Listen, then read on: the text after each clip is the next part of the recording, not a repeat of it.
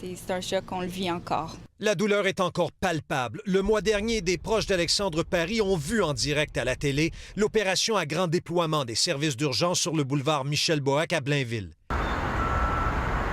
Il y a eu ce sauvetage spectaculaire, celui d'une femme qui se trouvait à l'intérieur de cette roulotte de chantier, ayant plongé dans la fosse, tout comme des véhicules. 3 blessés au total, mais on avait aussi appris cette journée-là qu'un travailleur de la construction manquait à l'appel. Ce n'est que plus tard, en soirée, que la dépouille d'Alexandre, 31 ans, qui travaillait comme manœuvre, a été extirpée de la glaise par les pompiers. Le jeune homme avait été enseveli lorsque des murs de soutènement de l'imposant chantier se sont soudainement affaissés. C'est ma mère qui a vu ce qui s'était passé. On a tout essayé de se rejoindre.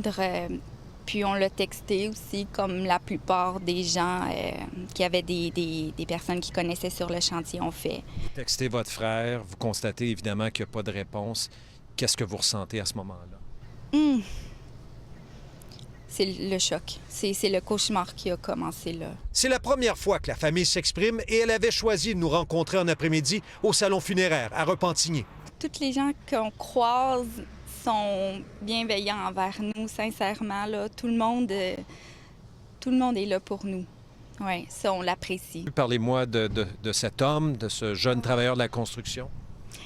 Drôle, tellement sympathique. C'était lui qui apportait la joie tout le temps. Là. Il y avait des bonnes valeurs aussi. Tellement généreux. C'était un bon vivant en plus. Ouais. Rappelons qu'une enquête pour négligence criminelle causant la mort a été déclenchée et on nous indique que les policiers poursuivent leur travail. Encore très ébranlée, la famille d'Alexandre Paris a préféré s'abstenir pour le moment de commenter cet aspect du dossier.